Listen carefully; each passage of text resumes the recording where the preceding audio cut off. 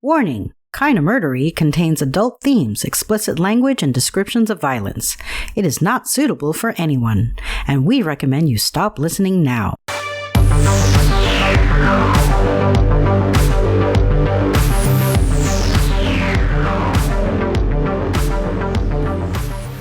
True crime with a dash of the paranormal, the garish, the strange, and the darkly comic. I'm Zevin Odelberg, host of Kinda Murdery, a podcast that's about more than just murder. It's my very own pocket dimension, home to a curated collection of bizarre and compelling stories. The unsolved, the unsettling, and the unbelievable. I cover it all, just so long as it's kinda murdery. Like it says in the intro, I am Zevin Odelberg, and this is Kinda Murdery. Hey, this is kind of cool. Kinda Murdery made a couple of charts earlier this week. We were number 93 in the top 100 true crime podcasts on Good Pods. That's the big list with Morbid and My Favorite Murder and Crime Junkie and all those great shows. And we were number 29 on the Indie True Crime list. So thank you so much for listening. It really does make a difference. Please do tell your friends and family to listen too, and if you could take just a second to leave a review wherever you listen to podcasts, I sure would appreciate it. Alright, let's jump right into it. You have found your way to part 2 of Petto the Ox and the Alphabet Barrel Murder. That's right, I said part 2, so if you haven't heard part 1 yet, go back and listen to it and then rejoin us, we'll save you a seat. If you'll recall from Sunday's show, back in 1903, a curious housewife named Mrs. Frances Connors in Alphabet City, Manhattan, happened across a perfectly good overcoat thrown across a barrel at the corner of Avenue D and 11th Street. She wondered why anyone would discard a perfectly good overcoat, and when she went to investigate and lifted the coat off the barrel, she screamed because inside the barrel she'd discovered a man who had been strangled with a strip of gunny sack and had his throat slit ear to ear, apparently with a stiletto. The authorities' investigation uncovered that this was a murder committed by the Black Hand, or Cosa Nostra, what we more commonly call the Mafia. The identity of the murdered man was not immediately uncovered until an anonymous letter led police to Sing Sing prison. I'm going to rewind the story for just about a minute to allow you to settle back into the narrative, so now, if you will, and if you would please, join me as we uncover what truths we can and solve what mysteries we may. Kinda Murderies, Petto the Ox and the Alphabet Barrel Murder, Part 2 starts now.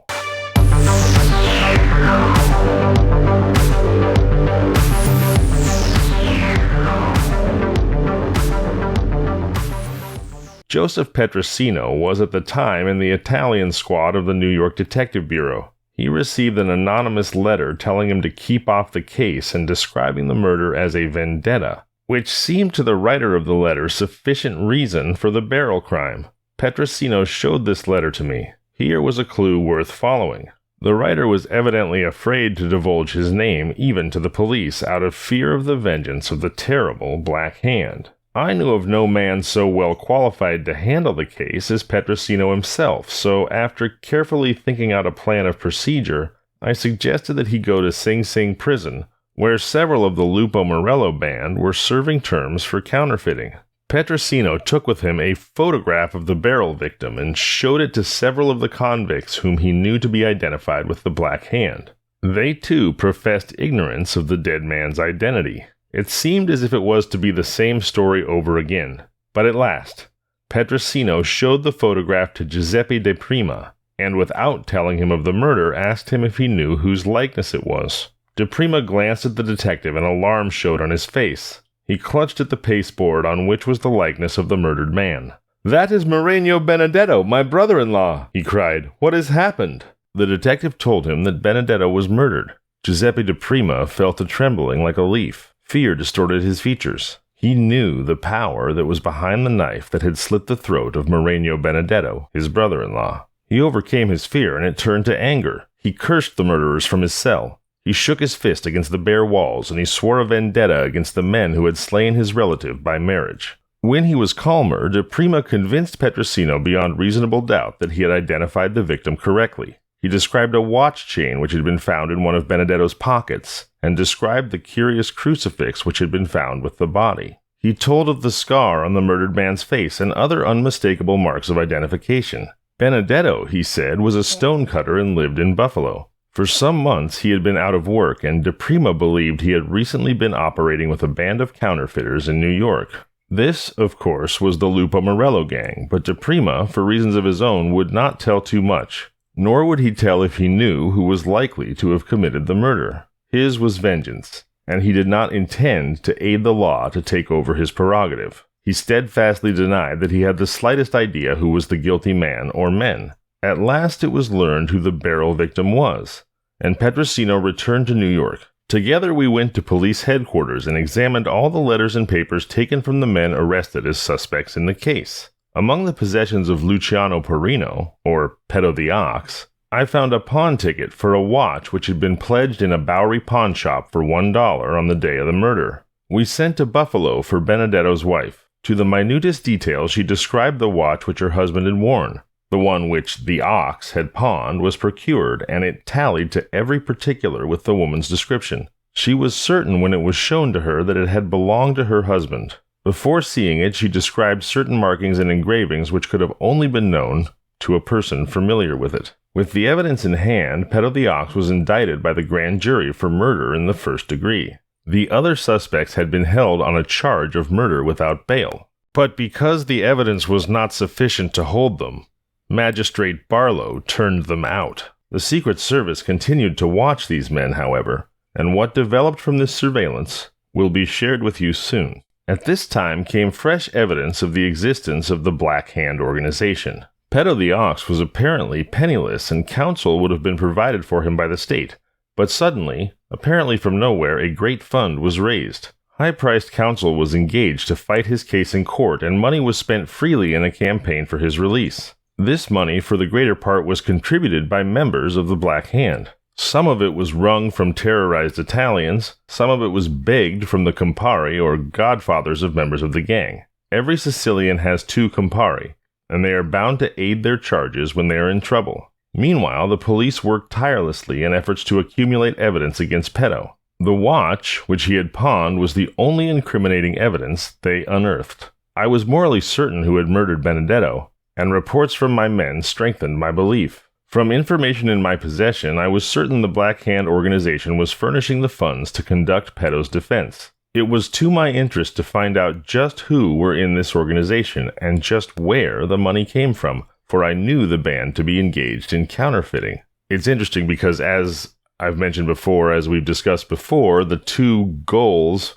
of the Secret Service are the physical protection of the president and the protection of the money supply rooting out of counterfeiters. Now, when you just sort of think of that abstractly, you don't necessarily think that chasing down counterfeit money is going to lead you directly to a mob barrel murder. I also find it sort of philosophically, academically interesting that the Secret Service's 2 jobs are protect the integrity of the president and protect the integrity of American money. Of course, practically that does make sense, but it's also hard not to wonder or feel like there's a certain symbolic synergy there as well, America being the consumer society that we are. All right, back to the murder investigation and the musings of Secret Service Chief William J. Flynn. He's just said, "It was in my interest to find out just who were in this organization and just where the money came from, for I knew the band to be engaged in counterfeiting. It was at this time that I learned a great deal about the organization of the Black Hand. While Petto was in the tombs," that's a fun old-timey metaphor for prison, "I ascertained that every member of the band was from Corleone." Wow, a name made very famous by the Godfather, of course. A town about 27 miles from Palermo, Sicily. It was in Palermo that Joseph Petrosino was later murdered while executing a mission for Commissioner Bingham of the New York Police Department. So the police officer who identified the murder victim later became some kind of an international undercover spy for a New York PD operation against the Italian mafia. I would like to know more about that. Okay, I promise not to interrupt the story quite so much with my own musings. Let's get back to it. I being William J. Flynn, was seeking to get one or more of my operatives into the inner circle of the Black Hand. And I learned that in order to accomplish this, the man must be from Corleone, or he must come recommended by a member of the society who came from Corleone or lived there at present. Petto the Ox was in the Tombs 4 months awaiting trial. During this time, the police bent every effort to produce evidence against him which would hold in court. Meanwhile, the Black Hand was raising money for his defense, and my men, the Secret Service, were working into the confidence of the Black Handers. Nevertheless, scarcely a single piece of evidence which would have held for a moment in a court of law was unearthed by the police. Petto steadfastly denied his guilt, of course. There was no witness to the crime. Petto had not been seen with the victim by any person who was available as a witness, and the watch was the only slender clue that connected him with the crime. There were a dozen different ways in which that could be accounted for. Petto's lawyer asked that the prisoner be released on his own recognizance on the grounds that there was not sufficient evidence upon which to bring the accused to trial with any fair hope of a conviction. The barrel murder was more of a mystery than ever. The one man to whom circumstances pointed as guilty of the crime was discharged by the court because there was not sufficient evidence against him to make a conviction even possible. The police tried other clues. They worked more upon the theory that there was a woman in the case. They tried to find some person with a grievance against Benedetto, but they failed. Petto disappeared from his accustomed haunts, but the eyes of the Secret Service followed him, and the long arm of Uncle Sam hovered over him, ready to strike. What happened to Petto the Ox, and how Secret Service Chief William J. Flynn finally solved the mystery of the murder of Murdery Benedetto, which was never solved by the police, well, you'll find that out after a super quick break.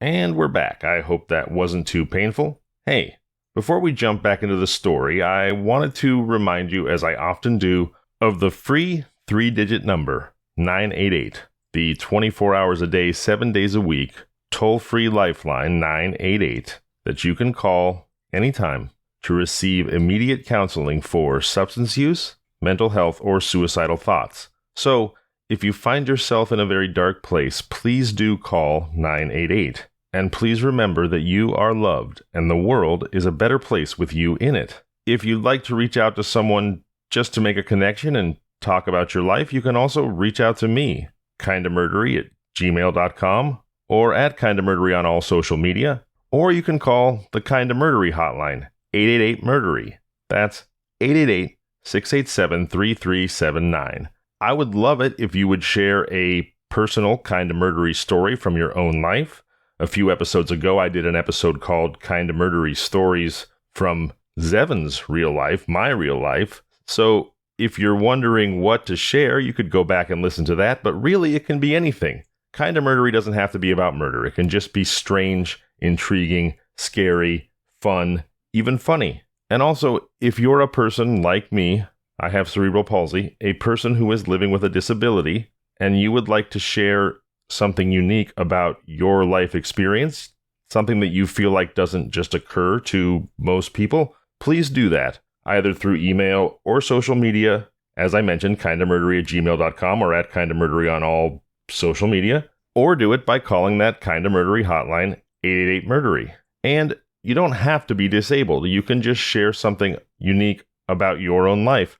My goal here is that we hopefully as a community, and then building that out as a country and a world, can start to build just a little bit more empathy. People who live differently than us, or people that we don't see on a daily basis, it's too easy to begin to feel like they're others, to forget that they're human beings just like us, driven by the same hopes and dreams and fears and insecurities and all that. So that's the truth of things that I'm hoping we can all share together. Also, on a lighter note, I've been trying to figure out what the name for our community for Kinda Murdery listeners should be. I know shows like My Favorite Murder call their listeners murderinos. What do you think Kinda Murdery listeners should be called? If you have any suggestions, please send them to me. And if I pick your suggestion, I'll read your name on the air and send you a mysterious Kinda Murdery prize. Alright, thanks for giving me this time. Let's get back to the story. Petto the Ox, released by the courts because there was not sufficient evidence to bring him to trial for the murder of Moreno Benedetto, disappeared from his accustomed haunts in New York. Whether the police followed his movements, I do not know. But the eyes of the Secret Service were ceaselessly on him, and the long arm of Uncle Sam hovered ever over him, ready to strike. Aside from a matter of pride, it was my business to follow Petto, for I knew him to be identified with a band of counterfeiters I was trying to break up. The very fact that he shunned New York after his release strengthened my growing belief in the existence of a Black Hand society. There was not sufficient evidence in the hands of the police to make him fear them. New York was the headquarters for his band, yet he fled to Pittston, Pennsylvania, and we knew that he feared something. It was reasonable to suppose that if he was the murderer of Benedetto, he feared vengeance. In Pittston, on the outskirts of the city, Petto lived in a small house where many a foul plot was hatched, and many a blackmailing scheme was originated, with Petto as its master plotter. The decent Italians of the district feared him as they would a plague. Even the poorest of them were not safe from his depredations, and the most powerful were his easy prey. One night, the Ox was sitting in a comfortable room of his little house. Doubtless he was gloating over some rich haul or plotting some new trick by which to wring gold from an industrious neighbor. Outside, a Scotch mist chilled all things, and Petto hugged the fire for warmth.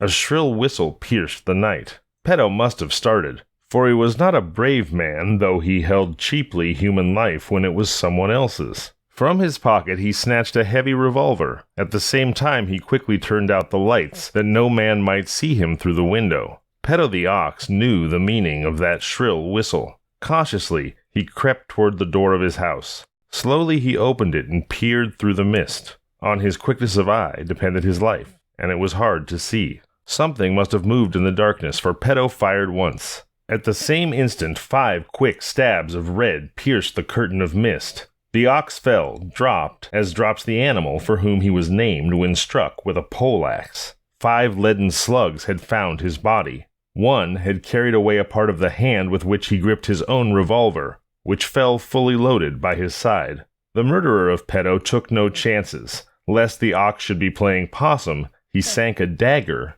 into Petto's heart. So far as the police records of any city go, the slayer of Petto has never been discovered. Nothing which might help materially in the solution of the mystery was found, but about Petto's neck hung a little brass crucifix, just such a one as was found in the body of the barrel victim, with a skull and crossbones beneath the feet of the figure on the cross. Here was another mystery, and yet it confirmed my theory of the first. It started a train of thought on which I worked to a certain conclusion, and afterward my ideas were confirmed by the confessions of black-handers with whom I talked. In my mind there was no doubt that the slaying of the Ox was an act of vengeance. The most reasonable supposition, I was already morally certain that Petto had killed Benedetto, was that he had died at the hand of a relative of Benedetto's. It was but a step further to attribute the killing of Benedetto himself to vengeance. Now, for a moment, I must lead you back again.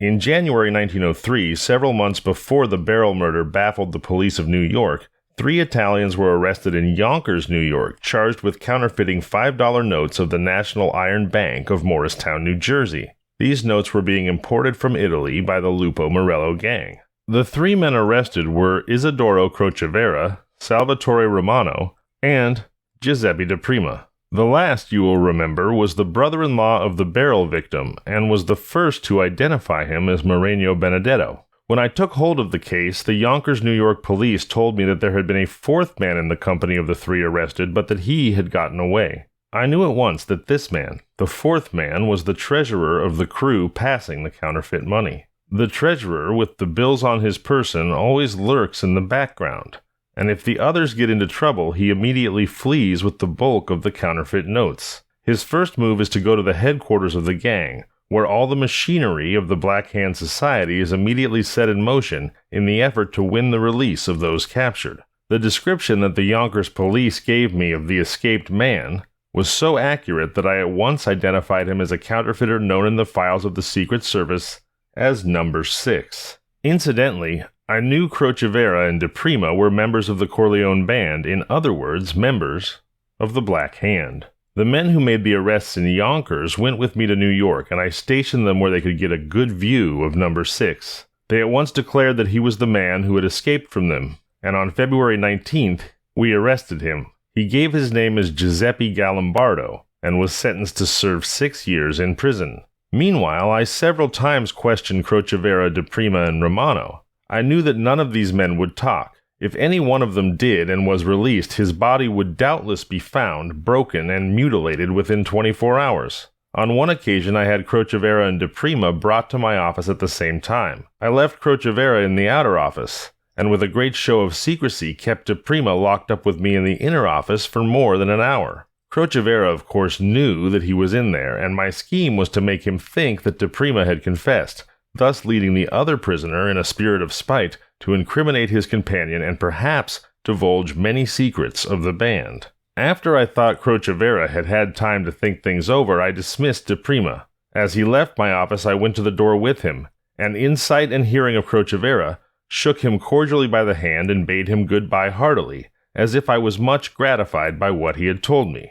As a matter of fact, he had told me next to nothing, but I wished to strengthen Crocevera's suspicions against him. The ruse was fruitless. Crocevera told me absolutely nothing. He did, however, convey to the leaders of the Black Hand news of all that had transpired in my office. This I learned later through a number of different channels. He gave it out that DePrima had confessed all and that every member of the band was in danger. Although my little piece of acting did not result in forcing Crocevera to disgorge secrets of the Black Hand, it had convinced him of DePrima's duplicity and had far-reaching results of an unexpected and startling nature. The members of the society had no reason to doubt the truth of Crocevera's accusations against DePrima, and when we arrested the treasurer, the man called number 6, they were absolutely convinced that the prisoner DePrima had betrayed them. The 3 men captured in Yonkers were sent to Sing Sing, convicted of passing counterfeit money. The fact that DePrima himself was serving a term in prison did not excuse him in the eyes of the Black Hand Society, which believed he had betrayed its secrets.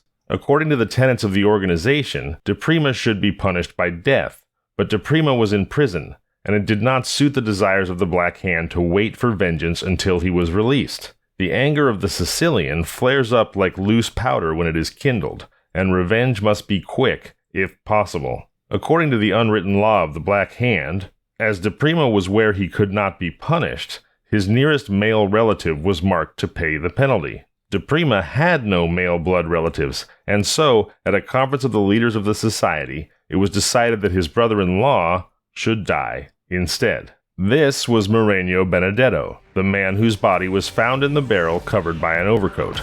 Petto the Ox was selected to commit the crime, so Petto the Ox was chosen to kill Benedetto, the barrel victim. In turn, Petto was shot to death by a kinsman of Benedetto. Many suppose that the avenger of the barrel murder was DePrima himself, who in the natural course of events would have been called upon to act. This is because DePrima was released from Sing Sing at about the time of Petto's death. But I can say for a certainty that DePrima did not shoot Il Bove the Ox, for he was still in prison when Petto answered the shrill whistle which drew him to his death. The police will also tell you that DePrima, when released, attempted to flee to Palermo and that he died at sea, probably at the hands of a mafia assassin. And that is the conclusion of the case of Petto the Ox and the Alphabet Barrel murder. So the Black Hand, Cosa Nostra, the Mafia, believed that DePrima had ratted out their secrets to the Secret Service regarding the counterfeiting ring, but DePrima hadn't. Because they couldn't kill DePrima, who was in prison, and because he didn't have an immediate male relative, they killed DePrima's brother-in-law. And by they, I mean they had Petto the Ox killed DePrima's brother-in-law. And then Petto the Ox himself was killed, likely to cover their tracks, because if there's one thing both pirates and mobsters know, it's that dead men tell no tales. Here's what I find interesting. I suppose not surprising, but interesting. You could argue in the endless chain of cause and effect that in fact, the murderer, or at least the killer, of the barrel murder victim, Murreño Benedetto, Petto the Ox, and DePrima was actually Secret Service Chief William J. Flynn. because it was his bit of office play acting, the friendliness and handshaking he engaged in with DePrima in front of Crocevera, that convinced Crocevera that DePrima had flipped on the Black Hand and set off the chain of triple murder that this story was about. And so I ask you, who killed the barrel victim, Moreno Benedetto? Was it Petto the Ox, Il Bove, or was it in fact Chief of the United States Secret Service, William J. Flynn? And does he also bear responsibility for the subsequent murders of Petto the Ox and Giuseppe DePrima? Let me know what you think. I'm Zevin Odelberg, and this has been Kinda Murdery.